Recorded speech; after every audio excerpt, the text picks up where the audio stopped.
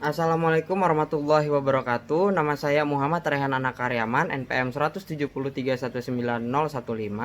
Jadi hari ini saya ingin menjelaskan pengertian dari jasa ekosistem dan daya tampung dan daya dukung lingkungan.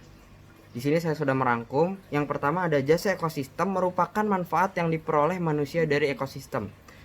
Maraknya tuntutan untuk melaksanakan pembangunan berkelanjutan, kebutuhan terhadap informasi jasa ekosistem semakin meningkat sebagai bahan pertimbangan dalam berbagai kebijakan dan perencanaan pembangunan. Salah satu pemanfaatan informasi jasa ekosistem adalah untuk pengelolaan lingkungan dan sumber daya alam serta perencanaan tata ruang. Menjawab kebutuhan tersebut, beberapa peneliti telah mengembangkan berbagai metode dalam menyediakan informasi jasa ekosistem. Metode yang sering kali digunakan adalah penyusunan peta jasa ekosistem menggunakan pendekatan yang diperoleh dari data tutupan lahan. Metode ini dinilai cukup efektif dan efisien dari sisi biaya dan waktu, khususnya untuk wilayah kajian di skala global, regional, dan nasional.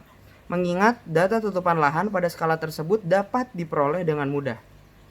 Namun, beberapa ahli berpendapat bahwa kekurangan dari metode tersebut adalah akurasi nilainya belum mumpuni, tetapi dapat diatasi melalui kombinasi dari beberapa variabel yang dapat menjelaskan hubungan antar proses ekosistem dengan jasa yang dihasilkannya.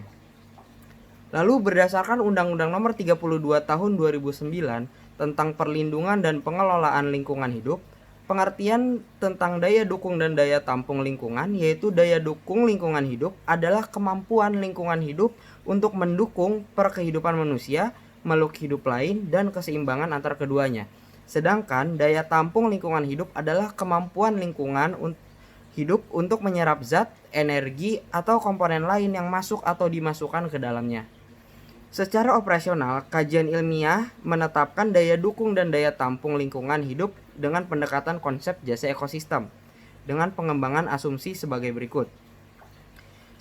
Pertama, semakin tinggi jasa ekosistem suatu wilayah, maka semakin tinggi kemampuan lingkungan hidup untuk mendukung perkehidupan manusia. Yang kedua, semakin tinggi jasa ekosistem suatu wilayah, maka semakin tinggi kemampuan lingkungan hidup untuk menyerap zat, energi, atau komponen lain yang masuk atau dimasukkan ke dalamnya.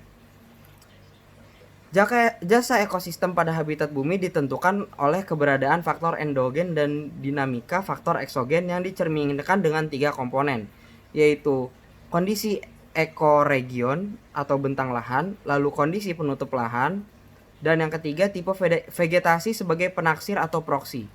Oleh karena itu, diperlukan proses transformasi dari data dari ekoregion, penutup lahan, dan tipe vegetasi menjadi nilai jasa ekosistem.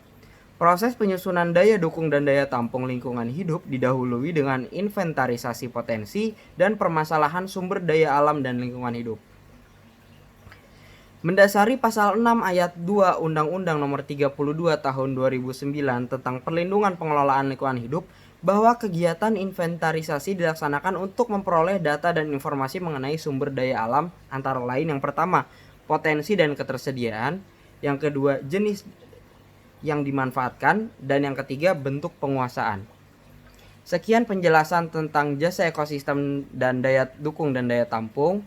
Mohon maaf apabila ada salah-salah. Wassalamualaikum warahmatullahi wabarakatuh.